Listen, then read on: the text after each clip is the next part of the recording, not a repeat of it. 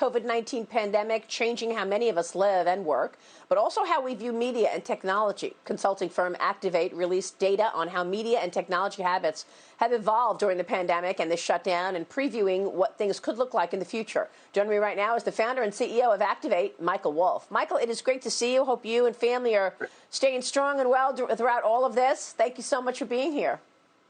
Now, lots of exciting things going on right now, despite the shelter in place. Tell us about it. Tell us about your findings. What have we been doing during this shutdown in terms of tech and media?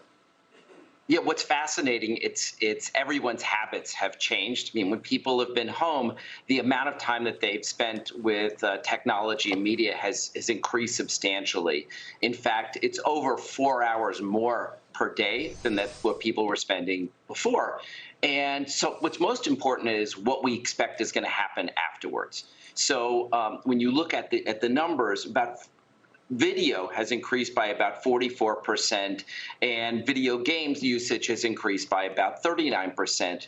Afterwards, we expect that the increases in the amount of time in video games is going to remain. It's going to sustain that increase at about 12%, and video overall up 8%.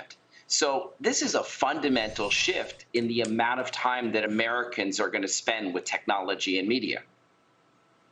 That is fundamental. And you think that this is going to continue once we get out of this? I know that there are certain things that I've been doing that I likely will continue, like grocery delivery, right? That's also an element of this. Businesses have gone to delivery while people are at home, and those that are poised to do it well are growing. Does it continue when we get out of this? It certainly does. What's fascinating is the one category that really, if you look at e-commerce overall, the one category that had not become an e-commerce category was online grocery. So if you look at it in the United States, grocery overall is about an $800 million a year business. Only 3% of that really was going to online. Now we're going to see a huge explosion. And what's fascinating about it, it's not all Amazon. In fact, we're looking at stores like Sam's Club and Walmart and other stores like that, and they've experienced an enormous amount of growth at this time. And in fact, the number of searches for other stores has gone way up. Before COVID, before shelter in place, what we saw was over 50% of e-commerce searches started on Amazon, and that number has gone down during shelter in place. It's gone down to about 40%. And the reason is because not only could Amazon not fulfill everything that they wanted, but also your local store had easier delivery, and your local store had in stock most of what people needed. This habit, this is going to be hardwired in. People are going to do more e-commerce shopping, and they're going to try a lot of new sites that they wouldn't have gone to before.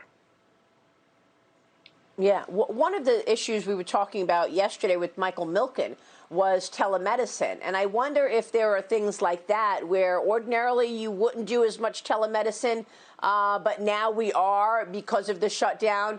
Same with other, tele things, whether it's education or healthcare. What about that? What about telemedicine, and how penetrating will this become when we're out of this? Yeah, I mean, there are a number of habits in the way that people use technology that have changed, and it's more about what do people view as a substitute for the in-person activity.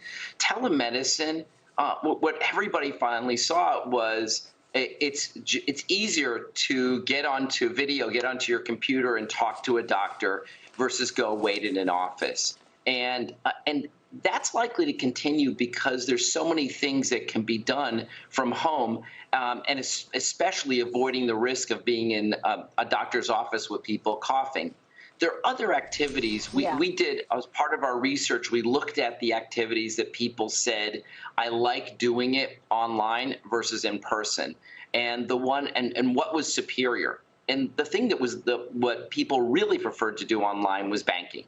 And so, and there are going to be other activities. And so we think that it accelerated so many of the trends that were already underway. Telemedicine, it's here to stay.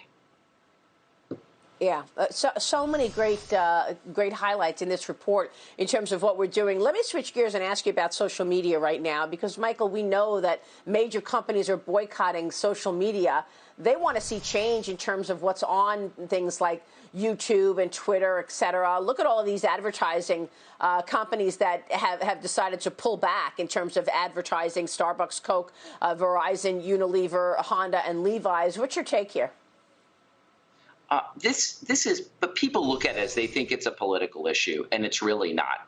This is about these platforms becoming places where it's not about free speech. In some cases, it's just free hate.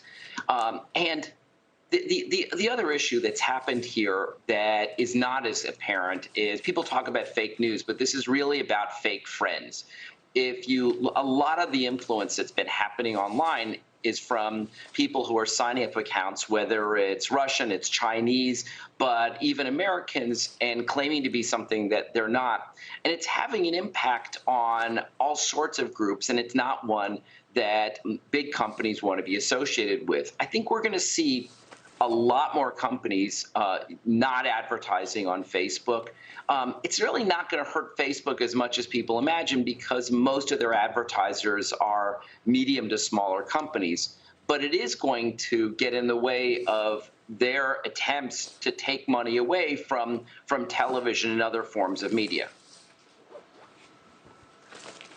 That's a good point, yeah, because that has certainly been a trend for a little while. Michael, it's great to talk with you, great to catch up, and really important information. Thank you, sir.